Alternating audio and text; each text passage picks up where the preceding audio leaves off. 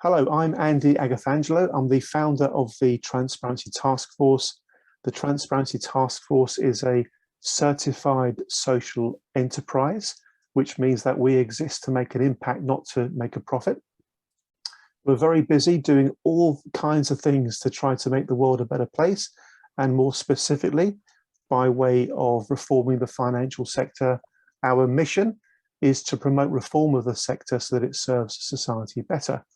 And I can't begin to tell you how excited I was about a year and a half ago when I stumbled across Violation Tracker in the US, the US version.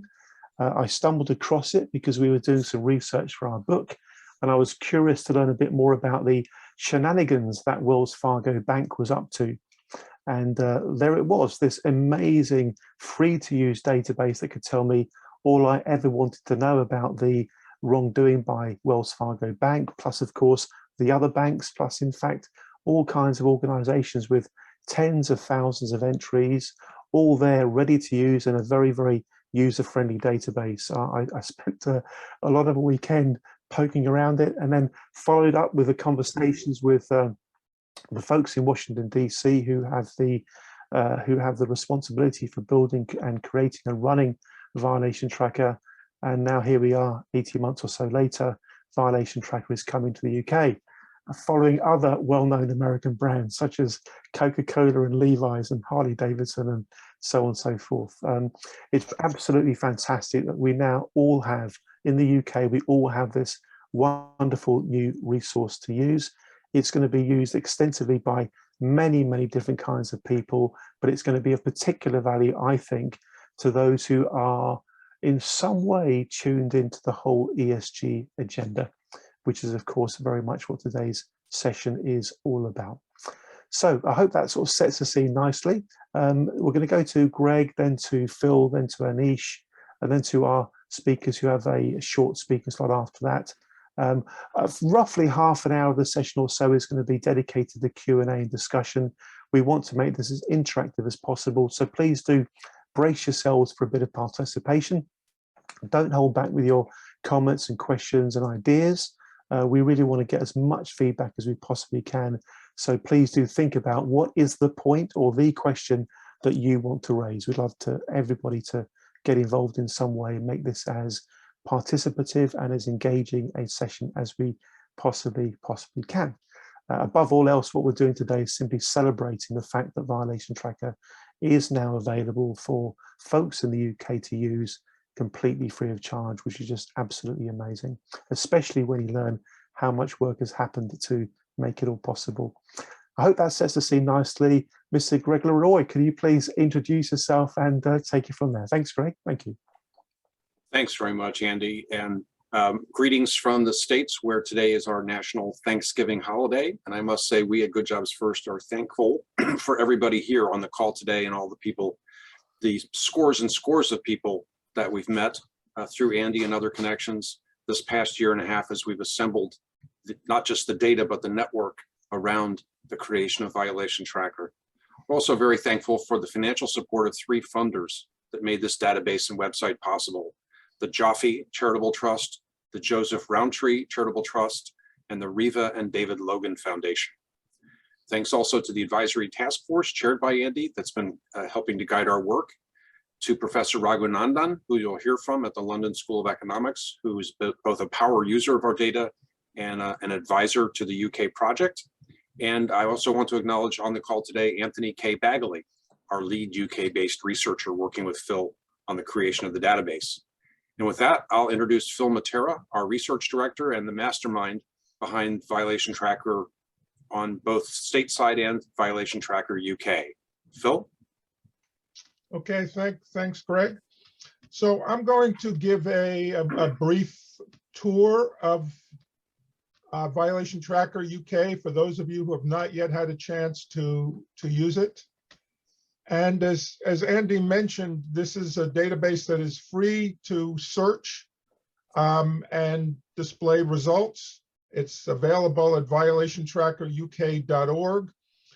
There are limits to how much you can download from the database. And for those of you who are interested in getting the full data set, We do have licensing arrangements for those who need to see the to capture all the data for analytical purposes. So what is this database that we're talking about? So it's the first wide-ranging database of corporate misconduct in the United Kingdom, and we've gathered data from more than 40 regulatory agencies, in all parts of the UK. All of our information comes from official government sources, right? These are not, from newspaper accounts or other secondary sources. Everything is kind of official. These are all cases that have been fully resolved. And in each of our entries, we link back to those sources so that you could see where the information came from and find additional details.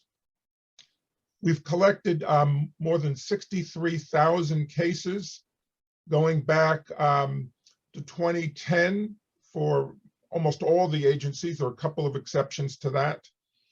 The entries that we've collected have total monetary penalties of over 12 billion pounds, although there are many entries without monetary penalties. We've discovered that in the UK, much more than in the US, regulators are prone to use cautions or notices in which companies, at least initially, are not hit with any kind of monetary penalty.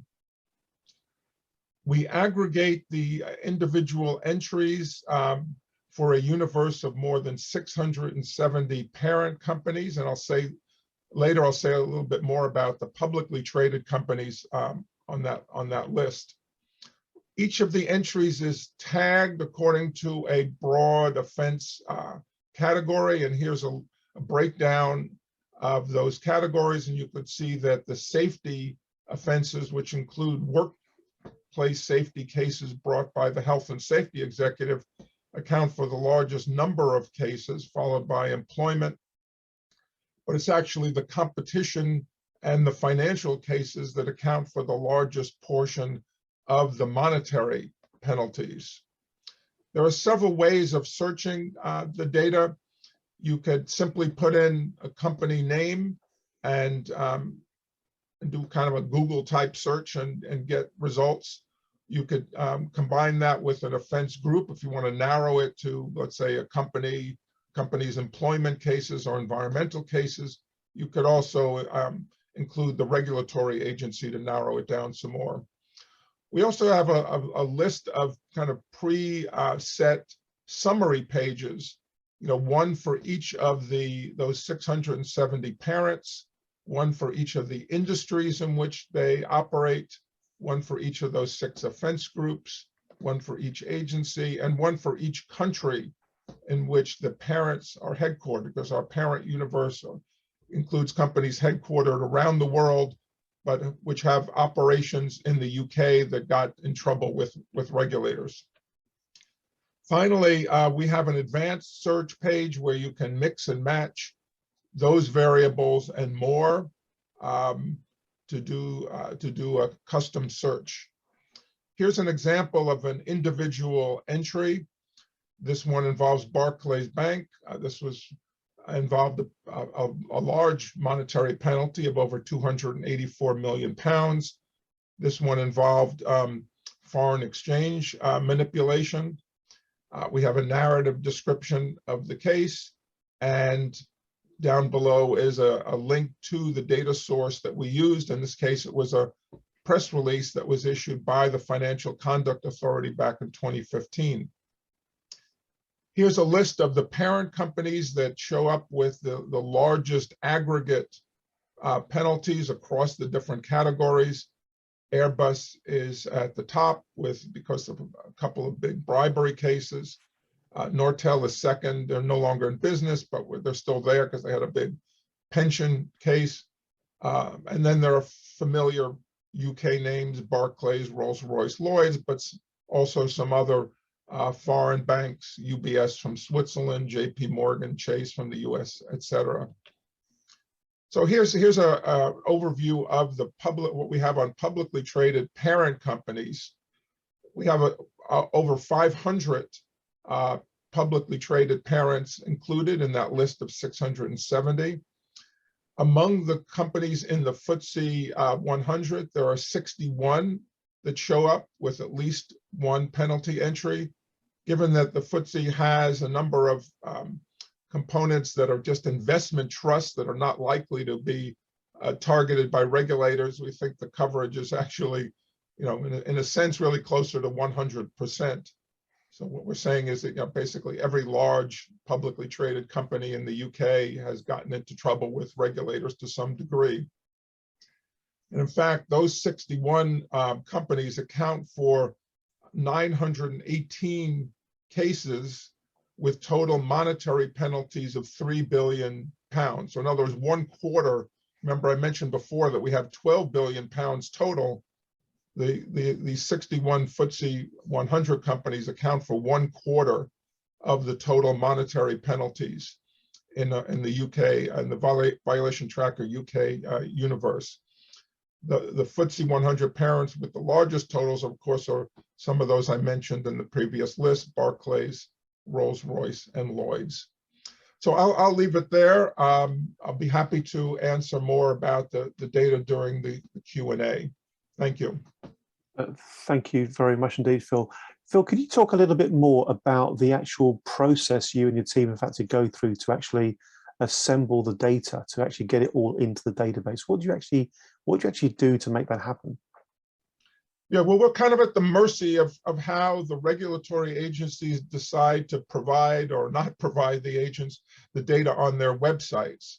So when we're lucky, the agency will provide a data set that we can simply download and put in our collection. But in most cases, that's not the way it operates. Sometimes we have to use scraping. We have to have someone write a program that goes into a website such as the Health and Safety Executive and actually look through every entry that's in there and extract the relevant information. In other cases, we have to actually read individual documents, such as with the Serious Fraud Office or the Financial Conduct Authority. We actually go through every announcement of cases and figure out which ones are relevant and then extract the particulars in order to add it to the database. So this is a very labor-intensive process, as my colleague Anthony can attest. We're not relying on data feeds. This is not done through artificial intelligence. This is done through kind of old-fashioned human intelligence and just hard work, and rather laborious effort to piece together information from all these disparate sources. Thank you. And one final question for myself, Phil, if you don't mind. Could you kind of compare for us what it's been like capturing data in the UK compared to the US? Any sort of initial general comments about that? Well, there's a lot more of it in the US, actually. I mean, in part because we're covering a longer period of time. Our US database goes back to 2000. And also we cover state government as well as federal regulators in the US. So we have roughly the same number of federal agencies in the US as we have UK agencies, but then we have hundreds of additional regulators at the state level. We haven't yet determined whether it makes sense to look at local authorities in the UK, to what extent they will have useful information. So there's a lot more of it in the US. The other thing in the US that we have that we don't yet have in the UK, but we're considering, is private litigation. In the UK, in the US, we have class action lawsuits, which are a big deal in the US. We've got thousands of those cases, and those require a different kind of research using court records. Thank you very much. Before we go to Anish for his session, I'll just click to gallery view so I can see everybody. Just wave if you'd like to make a point or ask a question at this stage. If everyone's good, we'll move on, but now's a chance to say something if you'd like to. Looks like everyone's happy as is. That's great. So We're going to go to Anish Raghunandan, who's going to be supported by Greg Leroy, because Anish isn't able to be at his keyboard right now, so Greg's going to help him with the slides. So Anish and Greg, over to you. Thank you very much. Thank you. Cool, thanks. And I think Greg, I need to thank Greg for kind of bailing me out by doing my slides. If you're wondering where I am and why I'm standing seemingly in the middle of nowhere, my son right here just had to go for his first set of immunizations, and so we are standing outside the GP surgery where he has just gotten them. So fingers crossed that he doesn't try to chime in with his own thoughts during the next few minutes. If he does, preemptive apologies. So okay, so like a little bit about who I am and why I work with the data and why I think this is so interesting. So my name is Anish Raghunandan. As Andy has said, I'm a faculty member at the London School of Economics. I've been here for about 4.5 to 5 years. And I do a lot of work, mostly using US data so far, that tries to really understand one of two things. The first is, of course, trying to understand what I would call the financial determinants or the financial incentives that underpin companies' decisions to engage in non-financial corporate misconduct or sort of poor corporate conduct.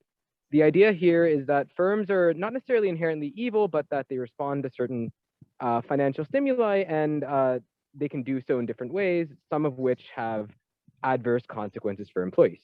The other thing that I kind of do, and an area that I've gotten increasingly interested in as a result, has been trying to better understand ESG investing. Maybe next slide, please, Greg. Yeah, so I've increasingly gotten into the ESG sphere, and what I've really done, the way I approach this is maybe a little different from how a lot of academics think about ESG, which is that I'm interested in trying to sort of think about how to measure how we can sort of separate soft information about what companies are up to from hard information, right? So objective, non-falsifiable track records. And this is where Violation Tracker in the US has been such a godsend for me. So to give you kind of maybe one prominent example of my work, I have done some recent work that takes a deep dive into a comprehensive list of self-labeled ESG-oriented mutual funds in the US. And what I've done is I've compared them to other mutual funds issued by the same asset managers in the same years. And next slide, please, Greg. And what I've been able to find, and this is enabled by Violation Tracker, is that things don't look so great. The average ESG-oriented mutual fund in the States is picking firms with a higher rate of labor violations, right? A higher rate of workplace safety issues, a higher rate of being found to have underpaid your employees intentionally, right? Higher rates, more run-ins with the Environmental Protection Agency, higher carbon emissions, right? And generally, they don't look so good when you look at the actual sort of stakeholder-oriented track records of these firms. But the problem here, and the biggest problem I see, is that you wouldn't figure this out by looking at commercial ESG scores. The biggest takeaway from all this that I think is maybe practically useful is that there's no correlation, there's no link between commercial ESG ratings, which retail and institutional investors alike so frequently use to try to incorporate these kinds of non-financial stakeholder-centric decisions into their investment choices.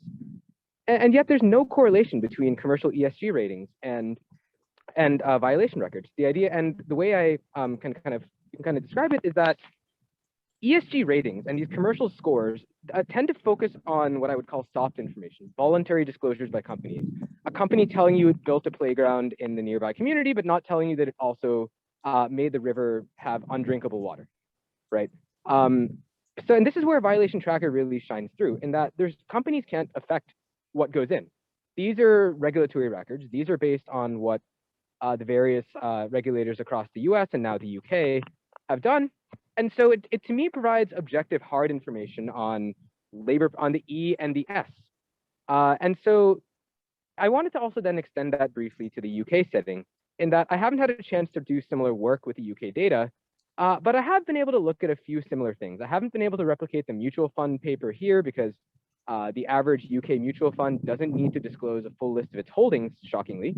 But one thing that I thought was interesting here is that there's again a relation between corporate conduct and both financial performance and ESG scores in the UK, which is that if you look at the underlying violation data, our brand new violation tracker UK, you'll find some stock market underperformance amongst the firms that seem to act up.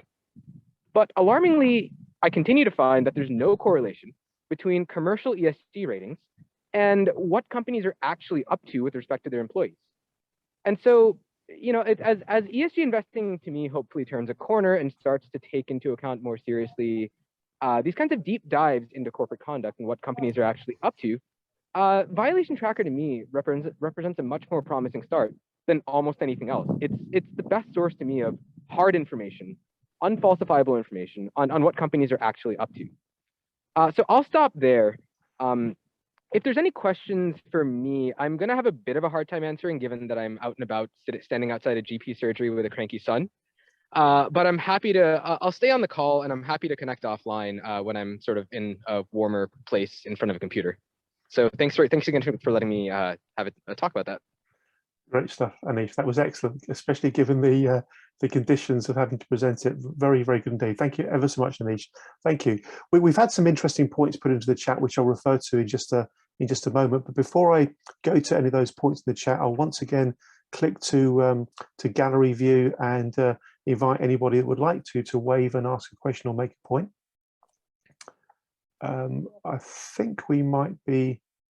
Yeah, we're going to go to Quintin Rea. I think that's the name. Yes, Quintin, hi, Quintin Rea. Please take an opportunity to properly introduce yourself, Quintin, and then just share your thought. Thank you very much. Yes, of course. So I'm Quintin Rea, Head of Research Ethical Investing at P1 Investment Management, based in Southwest UK. I've just taken the liberty of digging out www.violationtrackeruk.org and typing some random names in. And just as an example, I think I tried typing Boohoo in because we know that they've done bad things over a period of time, and there were some alleged ethical fund managers that seemed to have a rather soft engagement policy towards them, much to their embarrassment, I'm sure. And they were also fund managers that I understand had relied on ratings from commercial rating agencies who had continually rated Boohoo as at least quite good, if not very good, in ESG terms. So it's obviously quite an interesting comparison, which I think builds on the point that I've lost the name of the person Anish was making, I think. Yeah. No, so I've just typed Boohoo in. I've got two results, 2 years, 2017, 2021. It just literally says labour standards violations. And my immediate reaction to that is there a way I can drill down to find out a little bit more about what that labour standards violation was? What a nice question. That's going to give us a chance to demonstrate further. Phil, you're picking that one up. Thank you, Phil. Yes, I mean, you could click on the company name and it should take you down to an individual entry. So I would click on company. The company it's giving us Debenhams Retail PLC or Limited, and then it's going to parent Boohoo PLC. So presumably I should click on Boohoo, should I? Yes, on those search results pages, when you click on the individual company name, it gets you to the entry. If you click on the parent, it gets you to a parent summary page. Right. So why don't you click on I need to go to the individual company name. Aha. Okay. No, that I think certainly gives me a bit more information. Not paying minimum wage, not reported. Penalty shown is the wage arrears. Okay. I guess what would be the obvious and interesting point there, and I guess probably would have been tolerably effective, would be to compare the dates that information was coming on to Violation Tracker. Now, Violation Tracker has only just been launched in the UK, so obviously we can't magic things back historically. But it would be certainly interesting to compare that with the sort of news flow, because Boohoo in the UK was first spotted, I think, by media outlets like the Sunday Times, for example, included as well. So it'd be interesting to compare. I think if I was going back to a fund manager and saying, hey, you could do this better, here's a specific way, which is very much in line with the sort of way we operate, it would be interesting to be able to sort of feed back, actually, you'd have got this much more notice than just relying on the press or something like that. I don't know whether, I've got to get the right person. I don't know whether Phil, with his US experience, would know whether people had done studies using violation tracker like that, because that would actually be quite a good marketing tool. It's almost like saying to fund managers, hey, if you were to have used violation tracker, you'd have got this many months advanced warning of something that then hit the media. Does that make sense? Well, just let me explain that all of our information comes from things that have been announced publicly. Yeah. And the dates that we use are the dates of the announcement or the date of the document. So, we're not giving any advance notice of anything. We're not, leaking any information that's not already available. In fact, our data is really retrospective. We're looking at things that were already in the public domain, sometimes for years, but we're putting it all together and aggregating it and showing you the full picture, especially on those parent company summary pages, so you can see how all the different individual cases fit together. Yeah, Phil, that makes perfect sense. Obviously, you can only produce information that's in the public domain. I understand that. I suppose I am asking maybe a slightly qualitative and subjective question, which is that, broadly speaking, if I was to attempt to engage about using such a tool with a fund manager that we use, perhaps, basically my role involves selecting fund managers that claim to be ethical or sustainable or responsible or whatever it is they like to call themselves. What would be really interesting would be if there was an indication, because a lot of these things are, strictly speaking, reported and in the public domain before there is an intense media reaction. And then the intense media reaction can drive a public response, which can cause reputational embarrassment for the firm in question. So it's a speculation on my part, and I have no idea whether it's true or not, that it's possible that effectively by responding to information that comes out from these sources before it gets to the stage where events have transpired to cause an embarrassment to the firm in question, might on average give them some kind of advance warning. On the other hand, it might not, because sometimes you get brilliant investigative journalists who actually capture these things ahead of the regulatory agencies. So I don't know the answer to that question, but perhaps you see roughly where I'm coming from. Well, I mean, it's certainly true that, we think that the past track records of companies can often be suggestive of their future behavior. And, we think that it makes sense for investors and others to look at those track records. That's really what this project is all about, to assemble that information to make it easier to see the full extent of a company's misconduct in the past, so that you can make judgments about its proclivity perhaps to repeat that conduct in the future. So that's what we're doing. Thank you. Thank you. That sounds great. I'll shut up now and let another person. That was a very useful exchange. I'm going to spend a moment just kind of walking everybody through the steps to do the kind of search that's just been mentioned, because the ability to actually drill down to a particular organization's regulatory or infringements track record is actually very, very useful. And then I know there are one or two other folks who are keen to talk about Boohoo as well. So let me just share my screen. So this is the main searching program, so the main searching interface. If we put in, for argument's sake, let's put in Barclays, and then you click on search. It really couldn't be any more difficult than that. You then got the list of the offences by Barclays, and there's quite a few, as you can see. And you can also sort this data really nicely. So, for example, if you click on the year, it will enable you to sort either from the earliest to the latest, as I'm doing now. It really is remarkably useful. If we wanted to go to the latest one, so Barclays Bank UK PLC labour standards violation in 2021. As Phil and Greg were explaining earlier, you get straight to the narrative. And for me, the really, really powerful bit is the source of the data, because it takes you straight to the originating hard data. In this case, it's some statement by a court. an employment tribunal. And that's what, to my mind, makes this database remarkably credible and remarkably valuable, because there's nothing to, there's no grey area here. This is the fact that Barclays did do what they were alleged to have done, and the tribunal bears that out. I know that Martin Buttle from Share Action has been a really big supporter of the whole project. Wanted to make a comment or two in relation to Boohoo. Martin, please take a moment to introduce yourself and make your point, and then we'll go to Mariel over at Lead A. Martin, to you. Thank you. Hi, thanks, Andy, and congratulations to Greg and Phil for such a remarkable achievement.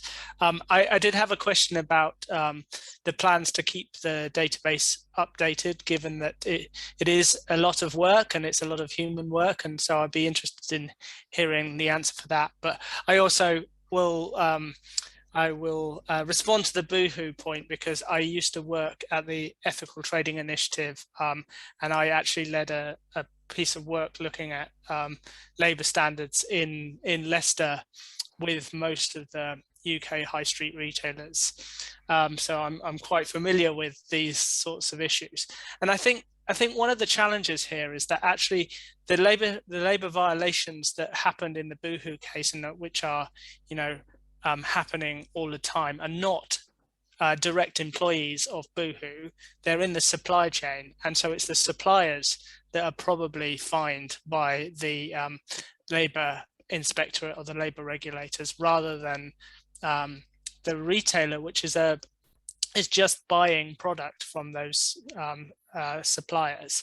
And so I think that there's something that could be done. I think it is probably possible to do, to link those suppliers with the lead firm, but I'm not sure if you just type Boohoo into the search engine whether it would find that. I'd be interested to, Phil, if you disagree with me. But I think actually what we've seen in the apparel sector over the last 3 to 4 years is a lot of them now signing the transparency pledge, which means that they have to publish their list of suppliers on a regular basis. So if you actually were to pull that data, you could link labour standards violations in companies like Boohoo's supply chain with the lead firm. But I think at the moment that's not possible. I would love it if you could clarify that point. Well, unfortunately, you're right. We don't have any way of linking the companies named in the offenses to their suppliers or vice versa. We would like to do that, but that would be a monumental task, and it's hard enough to establish the parent subsidiary relationships, but there aren't good public sources that would cover all the cases that we have that would allow us to make those supplier customer linkages. Thank you, Phil and Martin. Let's move on to David Masters at Lansons. And David, it'd be useful to hear from you your general thoughts about Violation Tracker, and given what you do, to talk about the usefulness of a database like this in terms of organizations and reputation management and that kind of thing. But kick off, if you don't mind, David, with a bit of an introduction. For those of you that don't know, by the way, David is on the Transparency Task Force's advisory group as well. So David, over to you. Thank you. Thanks very much, Andrew. I'm also a TTF ambassador on the side.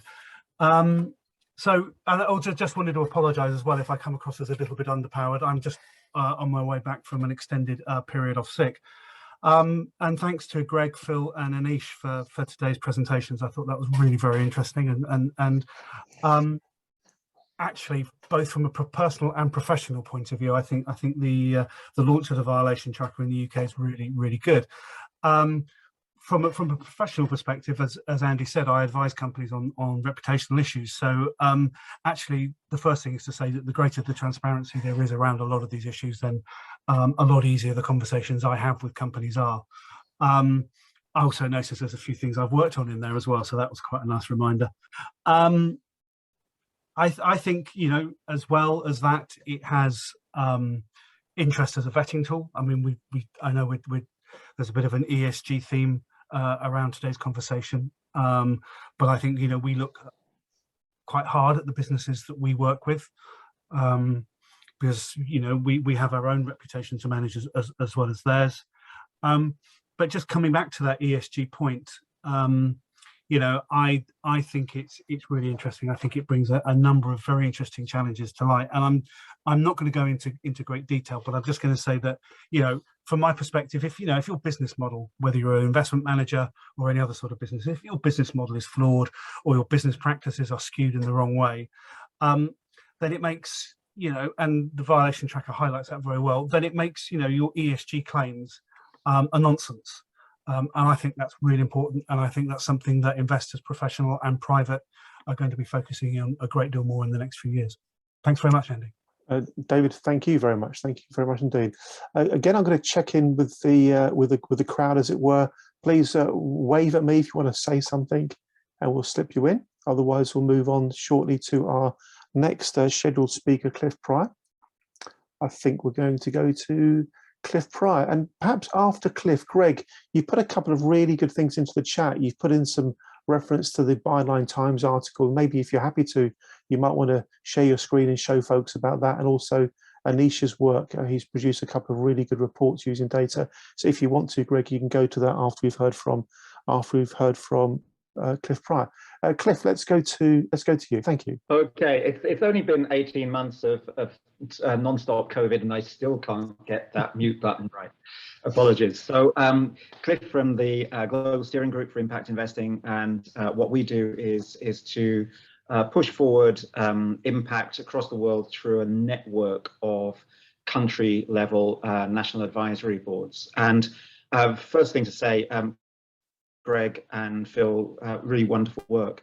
I mean, from where we sit, really pushing forward, developing impact and impact investing, impact economies across different jurisdictions. Transparency is absolutely crucial to the future.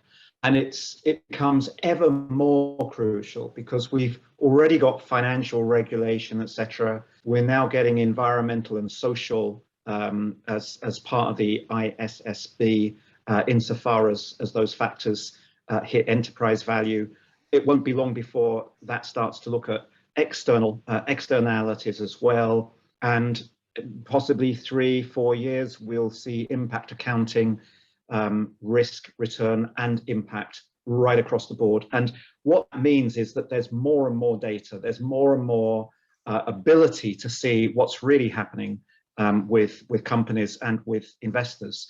And we're working on an impact task force at the moment with the G7 UK presidency, and that's all about harmonization of standards, transparency and integrity, no black boxes. We want to see not just what's happened, but what the methodology was to get to that data. But if you put all of that data just open to the public or open to other agencies, it's just overwhelming. And the kind of work that you're doing of putting transparency violations into a usable form is hugely important. Without that work that you're doing, it's just a morass of individual items. Ideally, of course, we see governmental regulation sort of pushing ahead and doing the kind of work that you're doing. But I think we've seen over many years now that voluntary action is necessary in order to spur governments and regulators to step up to the plate. So look, a really welcome tool. If there's one thing I would love to see in 3 to 5 years time, when we do have proper impact accounting and we can see all the positives and negatives of what companies and investors are doing, wouldn't it be fantastic not only to have a valuation tracker, but an outstanding impact tracker as well? And at that point we hit nirvana, and that might be a little bit too ambitious, but there you go. Meanwhile, thanks hugely for the work that you're doing. Well done, Cliff. You've made some really great points there. You really have. You've made me think about a couple of things. One is I'm having conversations with people about ESG where they're saying to me, Cliff, that there's so much greenwashing going on, that the whole ESG kind of purpose is really being undermined by the proliferation of false ESG claims of one kind or another. Greenwashing is a really big problem, and I've heard people tell me that Violation Tracker is a really good antidote to some of that, because as Anish was saying so clearly earlier, it really kind of cuts through all that noise and just says, you know, here are the actual facts. This is what these organizations have actually been doing. How big a problem is greenwashing from your point of view, Cliff?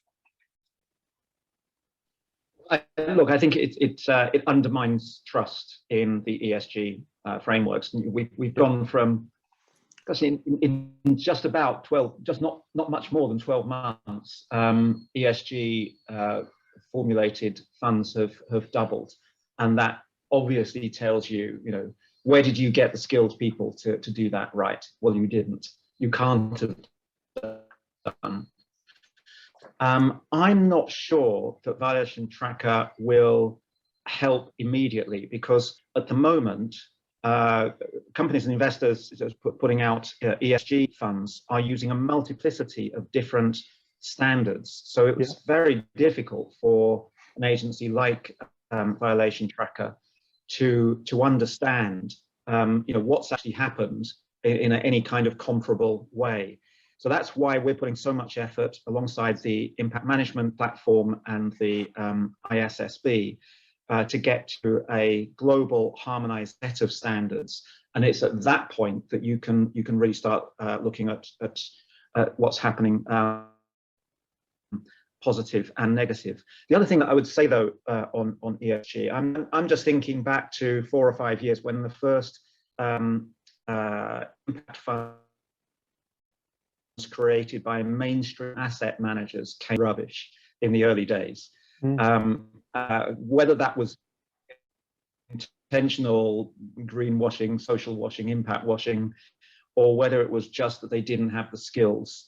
But very rapidly over the last 4 years, I would say, you know, those big asset managers do not want more bad press, and the quality of those funds has improved really significantly. They're still not as good as the high integrity dedicated impact funds, but they're pretty good now.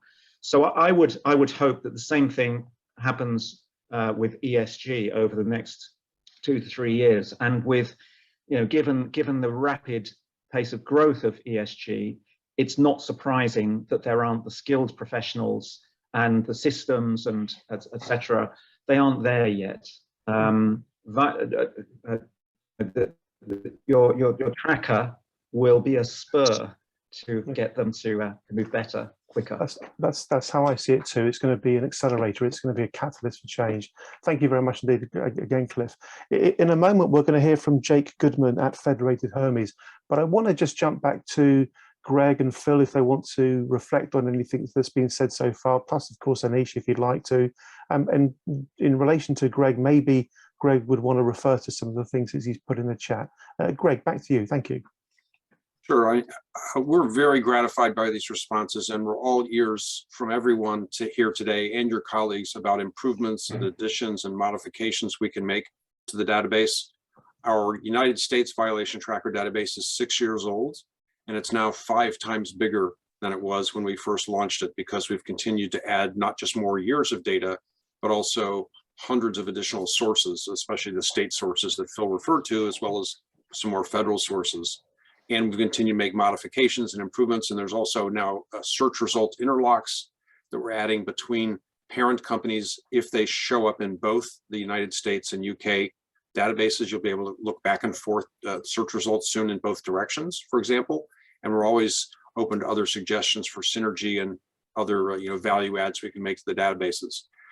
We're very much in the business of creating a virtuous cycle here. It's certainly our experience in our core mission originally of curbing corporate welfare or corporate tax breaks, that assisting journalists, assisting investors, assisting activist NGOs like Share Action, assisting academics like the 336 I mentioned in the chat that are now using the data globally, that we can collectively activate this data and change corporate behavior. And that's really the goal here, and make more companies worthy of even being considered by investors because they're cleaning up their acts. So like I say, we're all ears for improvements. Greg, thank you very much. So let me add to that, that we're exploring the idea of moving beyond the US and the UK. We realize there are more countries in the world and there are more regulators in other countries. And, we don't think it's practical to replicate this database for every country or even every large country. So what we're exploring is the idea of a multi-country violation tracker that would have a more streamlined approach, that would focus more on cases involving larger publicly traded companies. And, we're just at very early stages of planning that.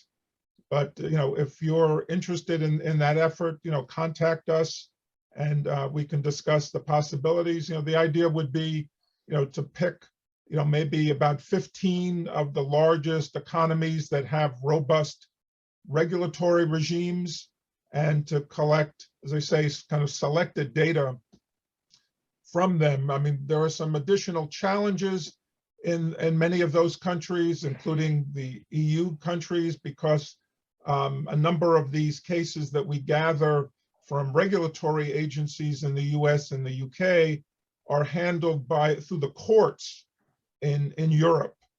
And it would make the research much more complicated and even more laborious to gather this information through court records rather than through agency administrative records.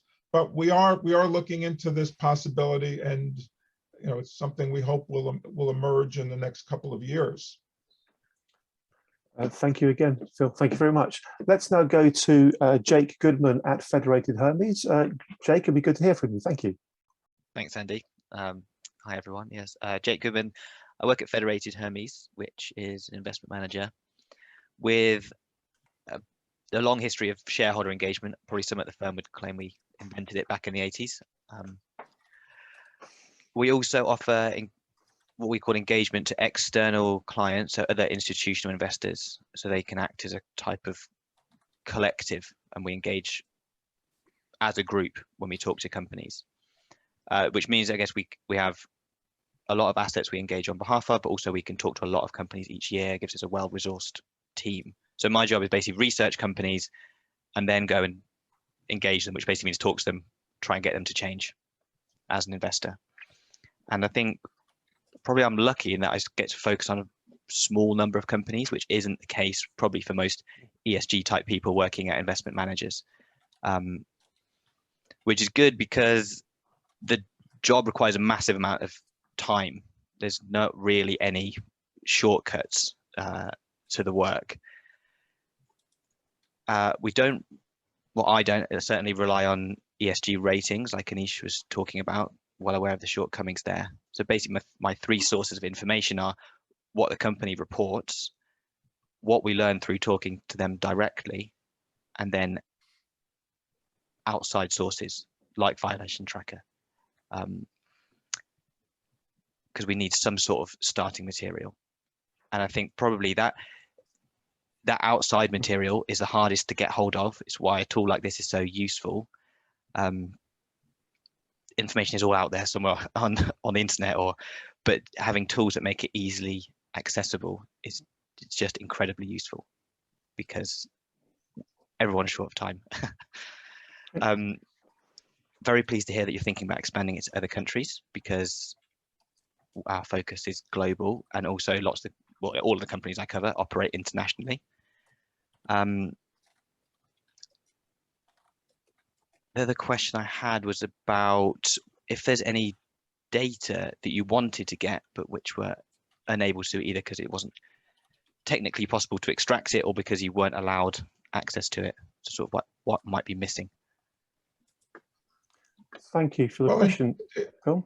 In terms of regulatory data, the one agency that we've not, one major agency that we've not yet gathered data from is the Financial Ombudsman Service.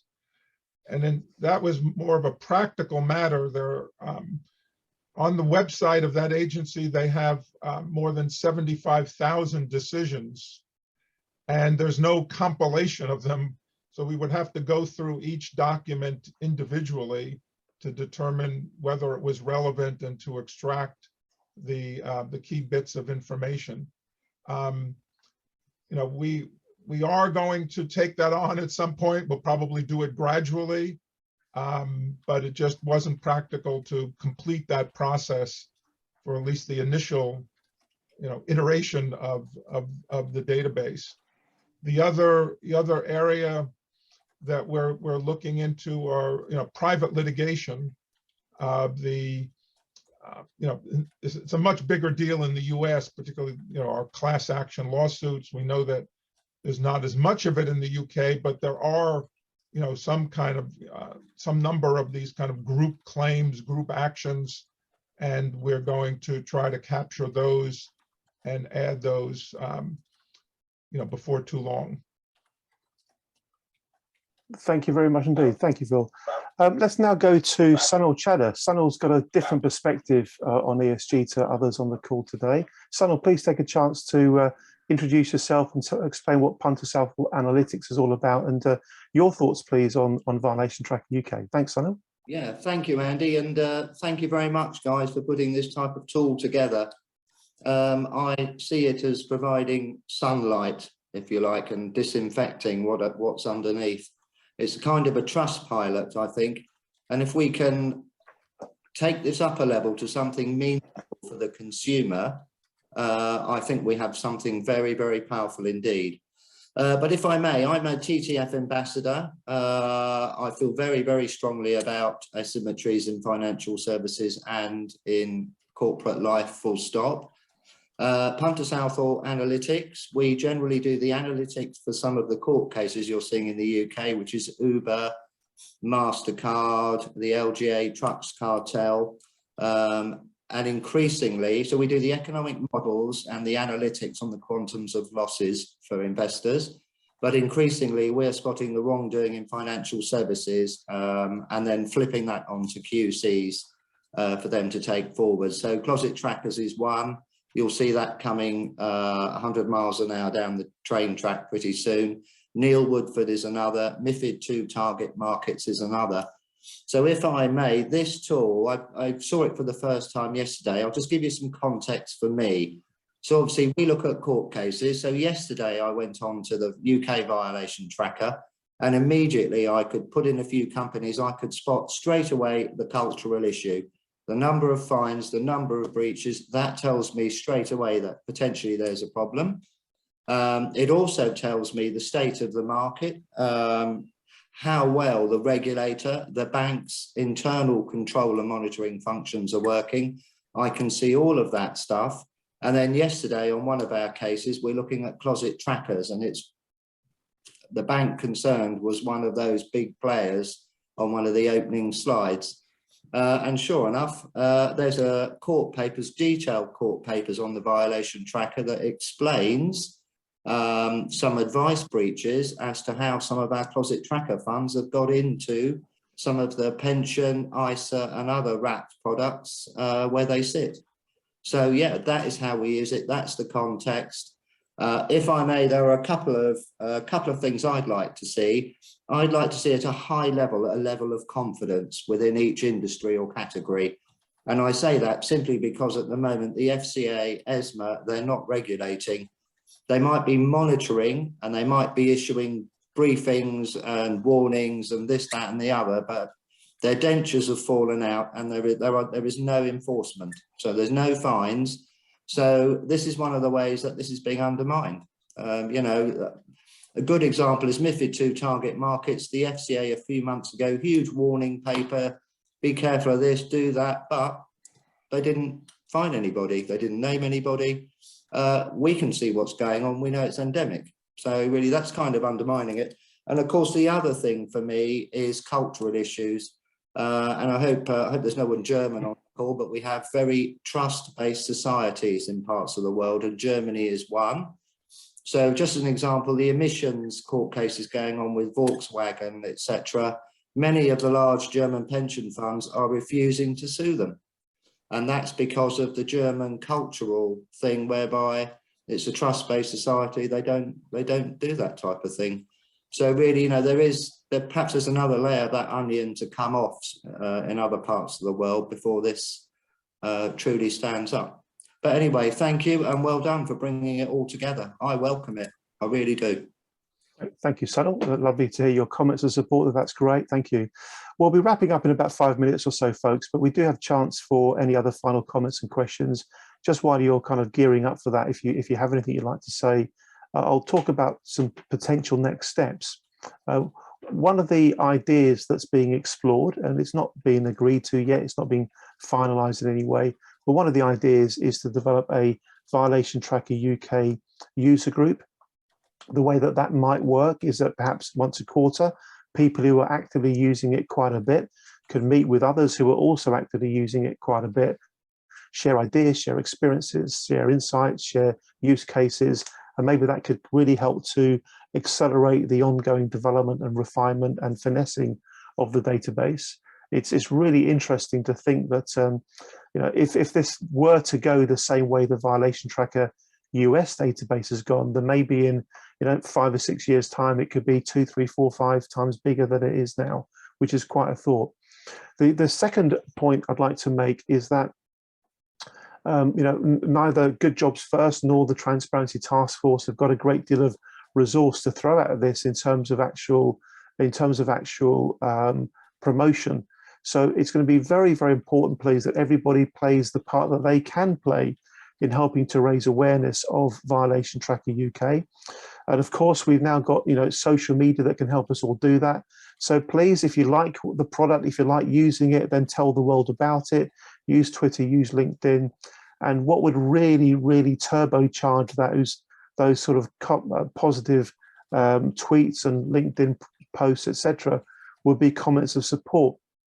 We've already had some absolutely first-class comments of support by all kinds of very, very credible people. The quality of the comments we're getting in from all kinds of folks is absolutely first class. So we're going to be building this kind of library of comments of support. And of course, everybody is very, very welcome to add to that. If you'd like to be included, then just pop us an email in response to the email that you get tomorrow to enable us to take things further. And that's really, really good. And of course, if you've identified particular themes or particular data within Violation Tracker UK that you think could be suitable for some kind of further analysis or report, then that's probably going to be the best possible way to really oxygenate the value of the data that we have. Those are the sort of potential action points that I can think of. If you've got any others, then of course share those in response to the email that you'll be getting tomorrow. I'll just check in to see if we've got any final comments or questions from anybody before we bring the session to a close. Just wave at me if you do. It looks like we're all good. So on Thanksgiving Day, why don't we all take the opportunity to thank the guys for doing the amazing work that they've done in building a very, very labor-intensive, challenging database and enabling us Brits to now have something over here that the people in the USA have had good use of for several years. So let's show our appreciation, please, to Phil and to Greg and to Anish and Anthony and everybody involved with actually building the database. It's been a wonderful, wonderful experience. Thanks, folks. We'll wrap it up there. We do have other Violation Tracker sessions coming up. So if you want more in terms of interaction with the rollout process, you're very welcome to come to any of the 3 sessions we've got next week as well. But otherwise, let's wrap it up there. Thank you very much indeed. Have a good rest of your day, folks. Thank you. Bye-bye. Bye-bye.